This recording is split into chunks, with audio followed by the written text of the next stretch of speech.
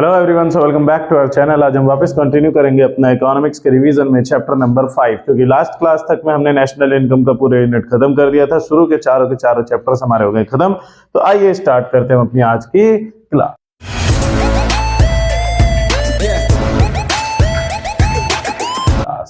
देखो भाई, आज की क्लास में हम पढ़ने वाले हैं यूनिट नंबर 2 का चैप्टर नंबर 5, जिसका नाम क्या है, मनी। बात आती है सर ये मनी क्या है, तो मनी को हम हिंदी भाषा में कहते हैं पैसा। और पैसा क्या होता है, तो पैसा वो चीज है जो दुनिया करती है। दुनिया क्या करती है, दुनिया बस एक ही काम करती है, क्या, पैसा पैसा करती है और पैसे पे ही मरती है। क्यों? क्योंकि इस दुनिया में आपको कुछ भी चीज अगर लेनी है तो क्या चाहिए, पैसा। आज की डेट में क्या चाहिए, सब कुछ में पैसा चाहिए। तो मनी क्या है, पैसा। और पैसा क्या है, तो जो हमारे इस दुनिया का बेसिक नेसेसिटी है हर एक इंडिविजुअल पर्सन का। क्योंकि किसी को कुछ भी चाहिए, कोई भी चीज, पैसा तुम्हारे पास अगर है तो इस दुनिया में जो चाहे तुम वो ले सकते हो। ठीक है, बस पैसा होना चाहिए, है कि नहीं। तो बात आती है पैसा हमारा क्या है। उसके पहले हम थोड़ा सा जाते हैं पिछले सिनेरियो में, जो पैसे आने से पहले था। तो पैसा आने से पहले हमारे पूरे वर्ल्ड में एक सिस्टम चलता था, जिस सिस्टम को हम कहते थे बार्टर सिस्टम। क्या कहते थे, बार्टर सिस्टम। इसी का दूसरा नाम एक और है सीसी इकोनॉमी। सीसी इकोनॉमी क्या है, तो सीसी इकोनॉमी का मतलब होता है commodity to commodity economy. Barter system क्या था, तो ये एक ऐसा सिस्टम था, it refers to that system, ये एक ऐसा सिस्टम था इन विच, जिस सिस्टम के अंदर, इन विच एक्सचेंज टेक्स प्लेस, कि जो भी एक्सचेंज आपस में करते थे लोग, आपस में किसी को कोई भी सामान चाहिए होता था तो वो सभी एक्सचेंज किसके टर्म्स में प्लेस होते थे, इन टर्म्स ऑफ कॉमोडिटी। इंसान के लिए उसका सामान ही उसका पैसा था। इंसान अपने सामान के द्वारा ही अपनी नीड्स को क्या करता था, फुल्ली सेटिस्फाई। जैसे मान लो मेरे पास गेहूं है, मुझे चावल का मन है, तो मैं क्या करूंगा, अपने गेहूं दूंगा, बदले मुझे चावल मिल जाएंगे।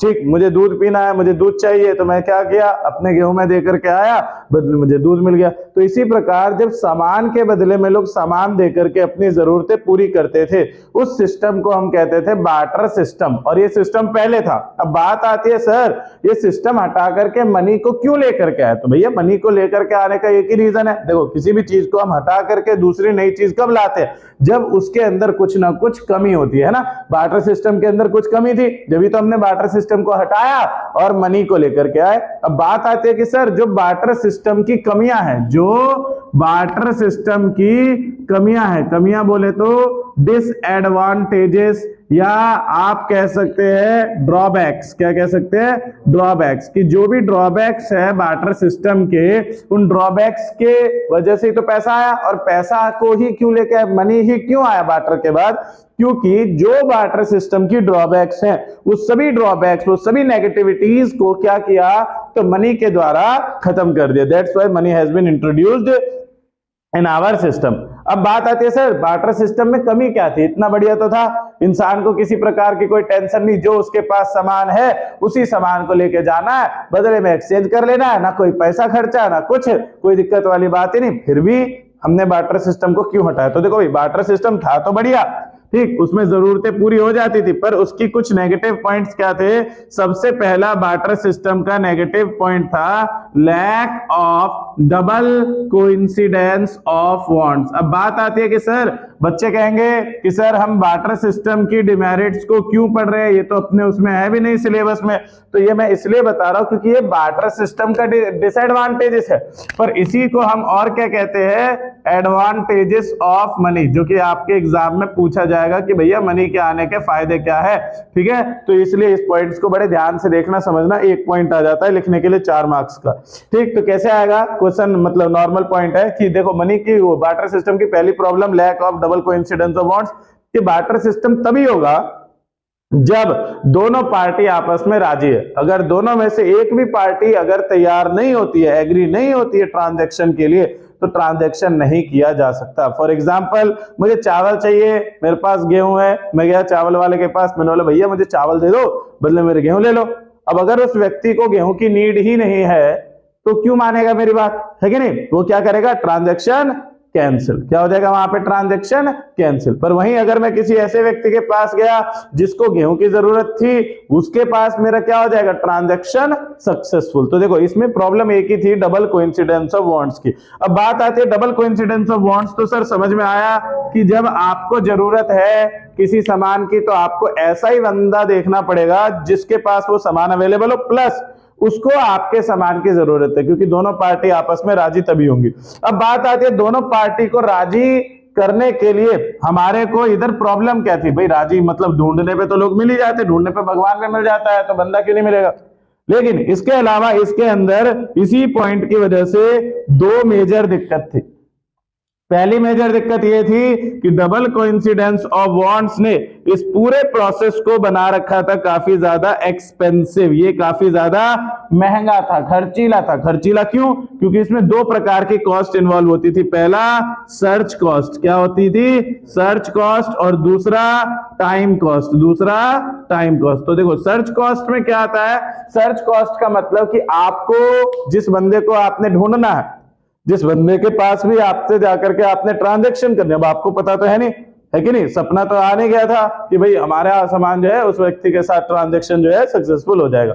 तो हम क्या करते हैं, जब हमें किसी भी चीज की जरूरत होती है तो मार्केट में कई सारे लोगों के पास जाते हैं, ठीक। और जनरली जब लोगों के पास जाते हैं काम के लिए तो हम डायरेक्ट जाते ही मुंह खोल के काम की बात तो करेंगे नहीं कि भैया मुझे ये चीज चाहिए, मैं इसके लिए आया हूं। यहाँ तो क्या हो जाएगा? एक सेल्फलेस वाला बात आ जाएगी, ठीक। तो इसलिए क्या होता है कि जब लोग सर्च करने के लिए निकलते थे, किसी के पास भी जाते, मान लो जो सपोज दैट मेरे सामने 10 लोग हैं, मुझे एक ब्लैक कलर की शर्ट चाहिए और मेरे पास क्या रखे हुए हैं? मेरे पास रखे हुए गेहूं।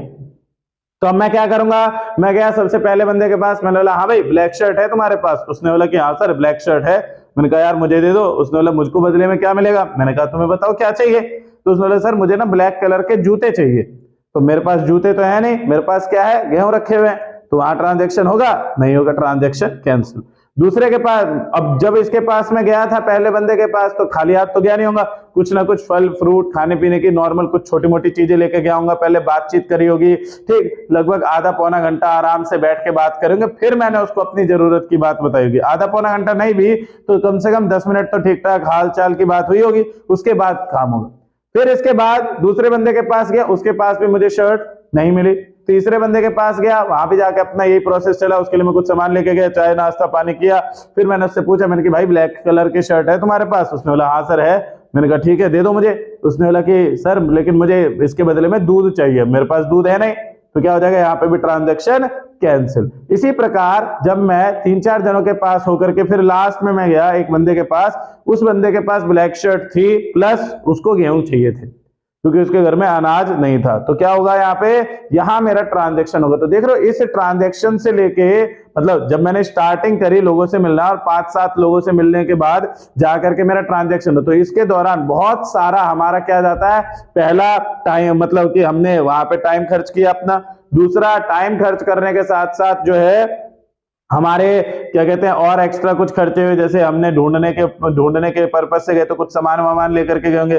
तीसरी चीज जो हम वहां तक गए तो रास्ते में सफर करने की थकावट है ना, तो ये सब आता है किसके अंदर? सर्च कॉस्ट में। सर्च कॉस्ट जो है वो इन्वॉल्व करता है किसकी? Cost of the searching process की। ये सर्चिंग प्रोसेस के पूरे कॉस्ट की यहाँ बात कर रहे हैं, जो आप थक गए वहां तक जाने आने में, वहां जाके टाइम जो आपने खर्च किया, टाइम लगाया, बातचीत करी, ठीक। जिस व्यक्ति से आप नहीं भी बात करना चाहते आपको उसके पास भी जाना पड़ा, है ना, तो ये क्या हो गया? Search cost. दूसरा टाइम कॉस्ट क्या है कि जितना टाइम हमने उस ट्रांजैक्शन में लगाया, फॉर एग्जाम्पल मुझे सुबह से लेकर के शाम हो गई वो शर्ट ढूंढते ढूंढते में, ठीक। तो अगर मैं वही काम किसी कंपनी में जाके कर लेता तो मुझे कुछ ना कुछ तो वहां से इनकम सोर्स तो जनरेट होता है ना। तो सर्च कॉस्ट का मतलब ढूंढने का खर्चा, टाइम कॉस्ट का मतलब हो गया कि उस टाइम को अगर मैं यूटिलाइज करता तो क्या पता मेरे पास और ज्यादा कुछ सामान आ जाता और कुछ पैसे आ जाते, है ना। तो इन दोनों प्रकार के खर्चे की वजह से कहा जाता है कि ये जो है ह्यूज कॉस्ट इन्वॉल्वमेंट करता था कौन? Barter system. तो पहली प्रॉब्लम तो इसके अंदर ये थी। अब बात आती है सर इस प्रॉब्लम को मनी ने कैसे खत्म करा? तो पैसे के बारे में तो तुम्हें पता ही है क्या है, कुछ भी चीज चाहिए पैसा फेंको और तमाशा देखो। इस दुनिया में जो चाहिए सब मिलेगा, बस क्या होना चाहिए तुम्हारे पास? पैसा। कुछ भी चाहिए दुकान पे गए, पैसा दिया, सामान मिला, दैट्स इट, काम खत्म, ठीक। तो पहला पॉइंट हमारा ड्रॉबैक्स का क्या था? Lack of double coincidence of wants, clear. अब देखो इसके बाद दूसरा पॉइंट क्या था, बार्टर सिस्टम की दूसरी कमी क्या थी, lack of measurement of value, कि हम बार्टर सिस्टम में ना मेजरमेंट नहीं कर पाते थे। मेजरमेंट नहीं कर पाते थे किस चीज की, तो कोई भी जो सामान होता है, कोई भी सामान, उसकी वैल्यू का मेजरमेंट उस टाइम पे नहीं होता था, क्योंकि हमारे पास कोई स्पेसिफिक वैल्यू तो थी नहीं कि हमें कोई स्पेसिफिक चीज दे दी गई कि इसके टर्म्स में मेजरमेंट हमें करना है ना।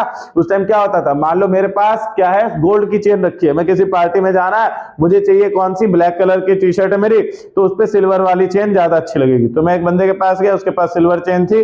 अब मैंने उसे बोला कि भाई अपनी सिल्वर चेन दे दे। उसने बोला बदले में क्या मिलेगा? मैंने कहा तू मेरी चेन रख ले। तो देख रहे हो, सिल्वर जो है वो लिया जा रहा है क्या दे करके? गोल्ड दे करके, ठीक। और उसमें भी क्या हो रहा है कि अब मान लो उसकी सिल्वर की चेन ज्यादा लंबी है, गोल्ड की छोटी है, तो ये नहीं कहेगा कि भाई तेरा महंगा मटेरियल है, मुझे महंगा सामान मिल रहा है, इतने में खुश हो जाओ। कहेगा भाई तेरी चेन छोटी है, मेरी चेन बड़ी है, मुझे इसके बदले में और कुछ इसके साथ में दे। तो देख रहे हो क्या कि भाई सिल्वर और गोल्ड जिसका कोई कंपैरिजन ही नहीं है। सिल्वर आज की डेट में 71,000 रुपीज किलो चल रहा है, और गोल्ड जो है वो 60,000 रुपए में 10 ग्राम है। सोचो कितना जमीन आसमान का अंतर है, पर फिर भी ट्रांजैक्शन में कोई वही नहीं है, मतलब कि आपस में कंपेयर करने के लिए कोई हमारे पास स्टैंडर्ड ही नहीं है। तो इसलिए दोनों को क्या माना जा रहा है? बराबर माना जा रहा है। मतलब उस टाइम पे हम चीजों की अच्छे से वैल्यू मेजर नहीं कर पाते थे, lack of measurement of value. तीसरा प्रॉब्लम क्या था? तीसरा था lack of store of value, कि हम वैल्यू को स्टोर नहीं कर सकते थे। क्यों नहीं कर सकते थे? कि हमारा सामान हमारा पैसा था, और अपनी कॉमोडिटी को हम कितने दिन रोक सकते हैं, कितने दिन स्टोर कर सकते हैं। मान लो मेरे पास गेहूं जो रखे हुए हैं, अगर मैंने उन गेहूं को 1 साल के लिए स्टोर करके रखा, तो ऑब्वियसली नेचुरल बात है कि कम से कम उसका कुछ भी नहीं तो 10% गेहूं तो खराब हो जाएगा। तो पैसा या अपनी कॉमोडिटी को अगर हम फ्यूचर के लिए, फ्यूचर नीड्स को सेटिस्फाई करने के लिए बचा भी रहे हैं, तो भी उस टाइम पे काम नहीं आता था। क्यों? क्योंकि बचाने पे भी नुकसान है कि नहीं। तो इसलिए ये तीसरी प्रॉब्लम थी। अब मनी ने क्या करा, इस प्रॉब्लम को भी सॉल्व कैसे, कि मनी के टर्म्स में आप जो है किसी भी सामान को, मतलब मनी जो आप स्टोर करके रखोगे, जैसे मान लो आपके पास 500 रुपए का एक नोट है, उसको आपने आज अपनी गुल्लक में डाल दिया, 10 साल बाद भी निकालोगे तो 500 का 500 चलेगा, उसकी वैल्यू में कोई गिरावट नहीं आने वाली है। तो मनी का ये फायदा है ना। तो मनी ने स्टोर ऑफ वैल्यू का कंसेप्ट हमारे सामने रखवाया, मनी के द्वारा हम वैल्यू को स्टोर करने लग गए, ठीक। और बार्टर सिस्टम के अंदर ये प्रॉब्लम थी। फिर इसके बाद नेक्स्ट पॉइंट आता है बार्टर सिस्टम की problem, lack of standard for deferred payment, कि उस टाइम पे डेफर्ड पेमेंट का मतलब क्या होता है? तो डेफर्ड पेमेंट का मतलब होता है कोई भी पेमेंट जो हमने कब करी, जो हमारे फ्यूचर से रिलेटेड है। क्या है? फ्यूचर रिलेटेड पेमेंट को हम क्या कहते हैं? स्टैंडर्ड डेफर्ड पेमेंट कहते हैं ना। तो बार्टर सिस्टम में डेफर्ड पेमेंट होता ही नहीं था। क्यों नहीं होता था? तो देखो जैसे मान लो अब मैं तुम्हारे सामने गया, मैंने तुमसे बोला कि भाई मुझे ना ये सामान चाहिए, तुमने बोला सामान तो है पर मुझे इसके बदले में क्या कहते हैं दूसरा सामान चाहिए। मैंने बोला यार वो सामान तो मेरे पास नहीं है, पर हाँ 3 दिन बाद तुझे जो सामान चाहिए वो चीज मुझसे बता देना, मैं उसका अरेंजमेंट करवा दूंगा, है ना। तो एक तरीके से क्या हो गई, फ्यूचर ट्रांजैक्शन उस टाइम पे टेक प्लेस कर गई। लेकिन 3 दिन बाद मुझे थोड़ी ना पता कि उस बंदे को किसकी जरूरत है, क्या पता वो मुझसे कोई ऐसी चीज मांग ले जो मैं दे ही नहीं सकूं। तो उस केस में क्या हो जाएगा, भरोसा टूट जाएगा। भरोसा टूटने का मतलब वो कहेगा कि यार फायदा ही नहीं है, तो ऐसे ऐसे मैंने तो तुझे ये सोच करके सामान दिया था कि 3 दिन बाद मुझे जो चाहिए वो मिल जाएगा, पर अब मुझे कुछ मिल ही नहीं रहा है। तो इस वजह से उस टाइम पे लोग फ्यूचर ट्रांजैक्शन करते ही नहीं थे, क्योंकि 2 प्रॉब्लम थी। पहला तो सामने वाली पार्टी को पता नहीं है कि भाई उसको देना क्या है 3 दिन बाद, कि वो शुरू से अरेंजमेंट करके रखे। दूसरा, अगली पार्टी की जरूरत कब क्या बदल जाए, है कि नहीं। मान लो उसने अगर आज मुझे 3 दिन बाद की जरूरत आज उसने बता भी दी, क्या पता 3 दिन बाद उसे उसका काम ही ना हो, तो क्या हो जाएगा, उसका तो बेनिफिट हो ही नहीं रहा ना। तो ट्रांजैक्शन इसलिए लोग करते नहीं थे। पर मनी के केस में क्या है, मनी के केस में अगर आज मैंने तुमसे 2000 रुपए उधार लिए, तो मुझे पता है 3 दिन बाद 2000 रुपए मुझे देने हैं, तो मैं आज से ही अरेंज करूंगा, वो चीज नहीं बदलेगी, है कि नहीं। तो मनी के द्वारा हमें एक स्टैंडर्ड मिल गया फ्यूचर ट्रांजैक्शन करवाने के लिए सक्सेसफुली, ठीक। तो देखो बार्टर सिस्टम की 4 प्रॉब्लम कौन कौन सी, डबल कोइंसिडेंस ऑफ वांट्स, कि भैया दोनों पार्टी राजी जब भी ट्रांजैक्शन होगा, मनी ने आया इस प्रॉब्लम को खत्म, इसने बोला दोनों पार्टी ने पैसा दो, सामने वाली पार्टी राजी रहेगी, ट्रांजैक्शन सक्सेसफुल। दूसरा point, measurement of value. Barter system में हर एक चीज को बराबर ही समझा जाता था, क्योंकि किसी को किसी चीज की वैल्यू पता ही नहीं थी उस टाइम पे, ठीक। मेजरमेंट ऑफ वैल्यू बराबर था, ठीक। लेकिन मनी के आते ही क्या हुआ, हर चीज का एक प्राइस टैग उसके साथ जोड़ दिया गया। आज हम इजीली कंपेयर कर सकते हैं कि मैंने अगर 200 रुपए की टी शर्ट पहनी है, सामने वाले ने 300 की पहनी है, तो हम कंपेयर कर सकते हैं कि अमीर कौन गरीब कौन, ठीक है। रिलेटिवली पॉवर्टी को हम मेजर कर सकते हैं बिकॉज ऑफ द मनी। तो मनी के द्वारा हम चीजों की वैल्यू मेजर कर सकते हैं। Store of value, barter system में वैल्यू स्टोर करना काफी ज्यादा खर्चीला होता था। अगर हमने किसी अनाज को बचा करके रखना है तो पहली बात तो अनाज बचेगा नहीं, और अगर बचा करके रखना है तो उसके लिए हमें according to that product temperature maintain करना पड़ेगा। जैसे दूध अगर हमें बचा के रखना है तो फ्रिज वगैरह की व्यवस्था होनी चाहिए, उसमें एक्स्ट्रा खर्चा, फ्रिज का बिल अलग जाएगा, ठीक। तब जाकर के स्टोर, और तब भी ज्यादा दिन नहीं स्टोर कर सकते आप, उसको एक लिमिटेड टाइम पीरियड तक ही स्टोर कर सकते हो। पर पैसा क्या है, इसको आज आपने जमा करा, जितना करा 10 साल बाद भी उतना ही निकलेगा। उल्टा हो सकता है बैंक वगैरह में जमा कर दिया तो क्या होगा, इंटरेस्ट भी उसका एक्स्ट्रा मिल जाए, वो बढ़ भी सकता है। फिर आता है last point, standard deferred payment, कि भाई बार्टर सिस्टम के अंदर प्रॉब्लम थी कि फ्यूचर रिलेटेड ट्रांजैक्शन नहीं होते थे। क्यों? लोग का भरोसा उठ चुका था आपस में एक दूसरे पे से, क्योंकि ट्रांजैक्शन में कई प्रकार की दिक्कतें आती थी जो मैंने अभी ऑलरेडी तुमको बताया। पर मनी ने सारी प्रॉब्लम सॉल्व कर दी। मनी ने क्या करा, एक स्पेसिफिक स्टैंडर्ड फिक्स कर दिया कि हाँ हमें इतने पैसे देने, इतना वो देना। तो दोनों पार्टी, मतलब सामने वाली पार्टी जो है उसको भी एक्सपेक्टेड यही रहता है कि यहां से इतना पैसा आएगा, और जिस पार्टी को पेमेंट करनी होती है उसको भी पता है कि मुझे इतने पैसे देने, तो पहले से वो अरेंजमेंट करके चलता रहता है, ठीक है। तो ये सभी क्या है, ड्रॉबैक्स ऑफ बार्टर सिस्टम। यही क्या है, एडवांटेजेस, मेरिट्स ऑफ मनी, ठीक है। तो इसको जल्दी से स्क्रीनशॉट ले लो, फिर हम बढ़ते अपना आगे। अब बात आती है बार्टर सिस्टम के बाद कि ये मनी क्या है। तो मनी का मतलब तो पैसा है, और पैसा क्या है, तो सर पैसा ऐसी चीज है, इस चीज को आप लेके मार्केट में निकलो तो सही, जो चाहिए जैसा चाहिए आपको आपके हिसाब से डिट्टो सेम टू सेम मिलेगा। मान लो मेरे को एक जैकेट चाहिए, जिस जैकेट के ऊपर यहाँ 4-5 बैजेस लगे होने चाहिए। अब मैं जाऊंगा मार्केट में जैकेट लेने के लिए, ठीक। सामने वाली पार्टी से मैं कहूंगा कि भाई मुझे ऐसे ऐसे जैकेट पे ये बैजेस चाहिए, वो कहेगा ठीक है सर मिल जाएगा, पर उससे उसकी कॉस्ट बढ़ जाएगी। मैंने कहा ठीक है कोई दिक्कत वाली बात नहीं, पैसा बहुत है कि नहीं। तो पैसा क्या है, ऐसी चीज, पैसा फैट तमाशा देख, जो चाहिए सब मिलेगा, पैसा होना चाहिए। तो देखो पैसा क्या है, तो सिंपल, इट रेफर्स टू, पैसे का मतलब क्या होता है, तो it refers to that tool और इंस्ट्रूमेंट। ये एक ऐसा उपकरण है, एक ऐसी चीज है जिसके द्वारा किया जाता है। It refers to that tool और इंस्ट्रूमेंट विच इज यूज्ड, जिसको इस्तेमाल करते हैं हम। कैसे इस्तेमाल करते हैं, तो used as medium of exchange, कि कुछ भी सामान चाहिए पैसा दो सामान मिलेगा।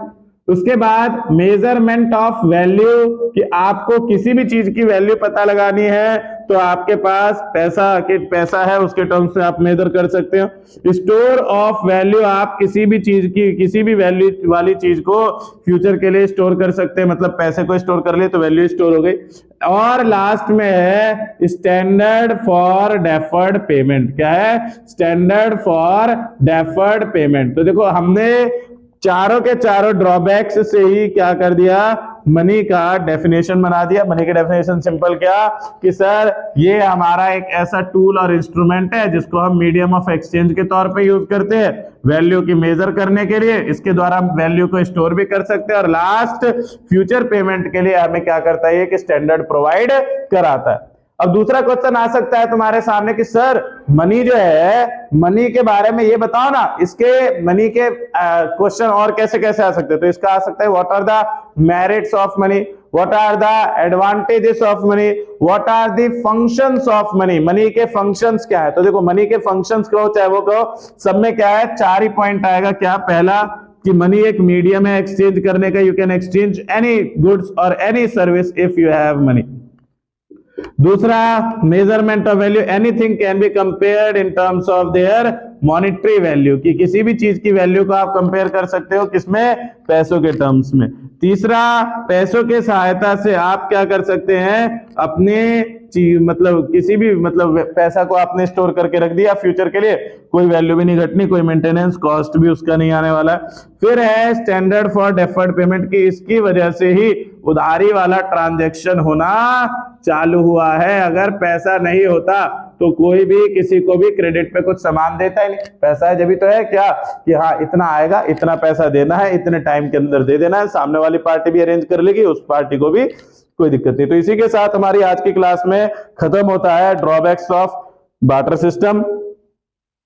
बार्टर सिस्टम क्या होता है, सीसी इकोनॉमी क्या होती है, मनी क्या होता है, मनी के फंक्शंस क्या है, एडवांटेजेस क्या है, डिमेरिट और मेरिट्स क्या है, ये सब हमने कर लिया। अब हम पढ़ने वाले हैं टाइप्स ऑफ मनी कि मनी जो है वो कितने टाइप का होता है, कितने तरीके की मनी होती है। ठीक है, तो अब हम स्टार्ट करेंगे उसके स्टेजेस के साथ। ठीक है, तो देखो भाई अब है कि सर मनी जो है, मनी कितने टाइप का है। तो देखो क्या कहते हैं, जैसे इवोल्यूशन होता है, इवोल्यूशन ऑफ ह्यूमन बीइंग्स हुआ था ना, बंदर से इंसान बन गए, इसी प्रकार मनी जो है ये भी समय के साथ साथ बदलता गया, समय के साथ साथ नए नए कंसेप्ट आते लगे। कैसे, तो सबसे पहला जो मनी था उसको हम कहते हैं कॉमोडिटी मनी। कौन सी मनी थी सबसे पहले, कॉमोडिटी मनी, हमारा सामान ही हमारे लिए पैसा का काम करता था।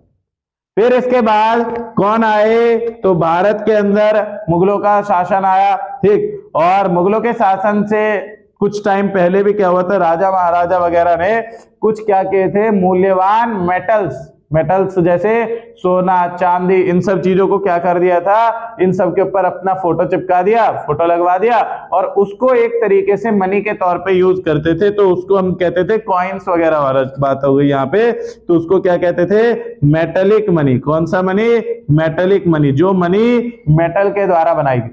फिर मेटल के बाद जब शेर शाह सूरी आया था तो भारत में पहला पेपर करेंसी आया था 1700 समथिंग में, 1500 समथिंग में हमारे क्या आया था, भारत के अंदर एक तीसरी मनी का फॉर्म आया जिसको हमने कौन सा मनी बोला, पेपर मनी। पेपर मनी में क्या आ जाता है, जो भी हमारे कैश नोट्स है, करेंसीज है, ये सब आ जाता है। कैश हो गया, चेक हो गया, उसके बाद बैंक ड्राफ्ट, ये सब किस में आता है, पेपर मनी में।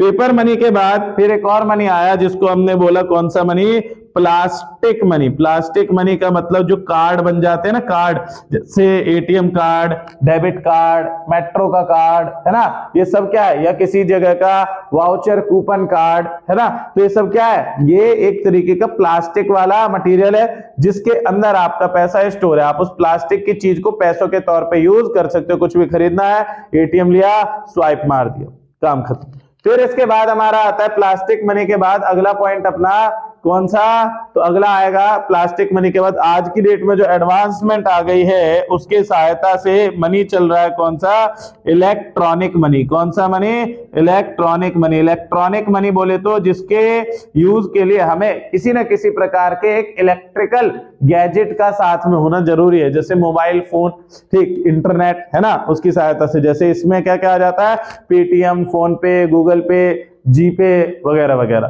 ठीक, तो ये सब क्या है, टाइप्स और द फॉर्म्स ऑफ मनी है, जिसमें से आपसे पूछा जा सकता है कि with the evolution of time के बदलते बदलते मनी में हमारे कितने प्रकार के मनी आ गया। तो पहला कमोडिटी मनी, सामान ही पैसा था। दूसरा मेटेलिक मनी, मतलब मेटल्स को मनी में कन्वर्ट किया गया, जिसमें शुरुआत में तो सोना चांदी के सिक्के, असरफियां, उसके बाद मूल्यवान मोती है ना, मतलब वैल्यूएबल पेबल्स वगैरह थे। फिर इसके बाद आया कौन सा मनी, पेपर मनी, जिसके अंदर कैश नोट्स की बात की जा रही है। पेपर मनी के बाद हमारा अगला आया कौन सा, प्लास्टिक मनी, जिसमें ATM card, debit card, credit card, metro card, ये सब आ जाता है।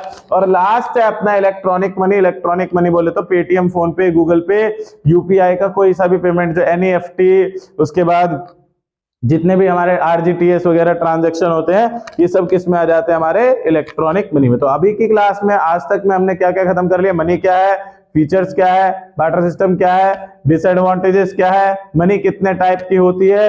अब हम इसमें पढ़ेंगे मनी सप्लाई के बारे में। ये चैप्टर ज्यादा बड़ा नहीं है, छोटा सा चैप्टर है, ठीक है। तो और इसकी वेटेज जो है एग्जाम में लगभग 4 से 5 मार्क्स की है, ठीक है, तो उसके लिए इतना ही है। अब हम पढ़ेंगे मनी सप्लाई। अब हम करेंगे स्टार्ट अपना मनी सप्लाई। मनी सप्लाई पढ़ने के पहले हम जानते हैं कि सप्लाई क्या होता है। तो देखो, आपने 11th क्लास में पढ़ा था सप्लाई क्या होता है। जब कोई भी प्रोड्यूसर किसी भी सामान को मार्केट में बेचने के लिए रेडी है, उसके दुकान में सामान रखा है और वहां से जब सामान बाहर जाएगा, दैट इज कॉल्ड सप्लाई। अब बात आती है मनी, पैसा, पैसे की सप्लाई कौन करेगा? जिसके पास पैसा बनाने की मशीन होगी, और पैसा बनाने की जो मशीन है वो किसके पास है? वो है sir RBI, reserve bank of India के पास। अब इंडिया के पास जो भी पैसा है वो उसको सप्लाई करेगा, लेकिन वो अपनी मर्जी से नहीं करता, वो कंट्री के द्वारा मेंटेन किए गए गोल्ड और फॉरेन वगैरह के रिजर्व के बेसिस पे जो वैल्यू इस देश के अंदर की इकोनॉमी की है उसी के अकॉर्डिंग वो करेंसी प्रिंट करता है। ऐसा नहीं कि वो अंधाधुंध कुछ भी पैसा छाप सकता है, उसके पास राइट है, पर he can not do that kind of work without the authorization. ठीक, तो बात क्या है कि आरबीआई पैसा सप्लाई करते हैं, और हमें यहां बस ये पढ़ना है कि सर सप्लाई, मनी सप्लाई है क्या? तो आरबीआई ने पैसा सप्लाई किया, वो पैसा कहां मिलता है? जो पैसा आरबीआई प्रिंट करके निकालते हो कहां मिलता है?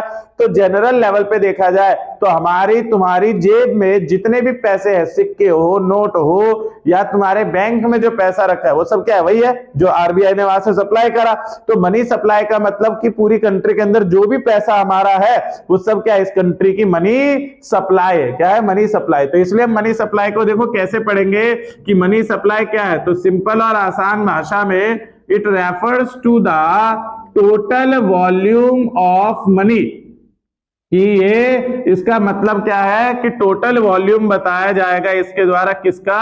मनी का, कि मनी की टोटल कितनी मात्रा है जो कि विच इज हेल्ड बाय पब्लिक, जो कि पब्लिक के पास रखी गई है। इसमें हम क्या है? गवर्नमेंट सेक्टर और बैंकिंग सेक्टर को नहीं लेते। ठीक, तो it refers to the total volume of money which is held by public, public के पास कितना पैसा है, और जो भी पैसा पब्लिक के पास है वो किस फॉर्म में होगा? तो इन द फॉर्म्स ऑफ पहला पॉइंट कॉइन्स एंड करेंसी, दूसरा पॉइंट जो भी पब्लिक ने अपना बैंक में खाता खुलवा रखा है और पब्लिक के द्वारा जो अकाउंट खुलता है उसको हम कहते हैं सेविंग अकाउंट। सेविंग अकाउंट में क्या, कौन सी डिपॉजिट्स होती है? अपनी डिमांड डिपॉजिट्स, जो पैसा वो जब चाहे निकाल सकते हैं ना। तो coins and currency, demand deposits with commercial bank, की कॉमर्शियल बैंक में पब्लिक ने जो भी अपना पैसा जमा कर रखा है उसको जोड़ लो। इसके अलावा आरबीआई की कुछ योजनाओं में जो भी अपने पैसा जमा करके रखा है ना, अदर डिपॉजिट्स विद आरबीआई, है ना। तो ये इन तीन चीजों को जैसे ही हम जोड़ देंगे तो हमें पता लग जाएगा कि हमारे देश में टोटल कितना पैसा है। तो money supply simply refers to total volume of money which is held by public in the form of coin currency, demand deposit and other deposits during the given period of time. एक given period of time के दौरान जो पैसा हमारी public के पास इन तीनों forms में, उसी को हम क्या कह देते हैं? मनी सप्लाई कह देते हैं। अब यहां से क्वेश्चन क्या आता है कि what are the components of money supply? Money supply के कंपोनेंट्स क्या है? तो देखो ये जो तीनों चीजें मैंने यहाँ पे आपको लिखवाई है, यही तीनों क्या है? मनी सप्लाई के कंपोनेंट्स। क्योंकि मनी सप्लाई जो है वो कई प्रकार की होती है, जिसमें M1, M2, M3 और M4 आता है। ठीक, लेकिन अपने सिलेबस में सिर्फ कौन सा है? बेसिक वाला है। बेसिक बोले तो M1। M1 के तीनों कंपोनेंट्स है कौन कौन सा? पहला coin currency held by public, other demand deposits with commercial bank, other deposits with RBI. ये क्वेश्चन आएगा 3 मार्क्स में आता है ये क्वेश्चन, अगर आता है तो आपने पहले तीनों पॉइंट लिखने, फिर इसको डिफाइन करना है। ठीक है, coins and currency held by public में आप ऐसा कुछ लिख सकते हो कि it is defining, it refers to all the coins currency in the form of plastic money, और क्या कहते हैं? In the form of paper money, in the form of metallic money which is held by public. ठीक है, उसके बाद इसमें आ जाएगा कि the amount which has been deposited by the public in their bank account. इसमें है कि it refers to that amount which is deposited in some kind of योजनास which were initiated by the Reserve Bank of India। तो यहाँ पे हमारे इसी के साथ मनी वाले चैप्टर के अंदर का कंसेप्ट होता है खत्म। हमने पढ़ लिया बार्टर सिस्टम, बार्टर सिस्टम के ड्रॉबैक्स, बार्टर सिस्टम के ड्रॉबैक्स ही एडवांटेजेस है। बार्टर सिस्टम हटा करके पैसा ही क्यों लेके आए? पैसे के बिना काम नहीं चल रहा था क्या? तो पैसा लाने के पीछे का रीजन हमने पढ़ा, मतलब एडवांटेजेस ऑफ मनी, फीचर्स भी कह सकते हैं और मेरिट्स भी कह सकते हैं। फिर हमने पढ़ा मनी सप्लाई क्या, वो टाइप ऑफ मनी, मनी कितने कितने टाइप का होता है। फिर हमने पढ़ा मनी सप्लाई क्या है, मनी सप्लाई के कंपोनेंट्स क्या, और इसी के साथ आज की क्लास यही होती है समाप्त। तो मिलते हैं आपसे अगली क्लास में। बाकी कोई दिक्कत, डाउट, कंफ्यूजन, प्रॉब्लम हो तो कमेंट करके नीचे जरूर बताएं।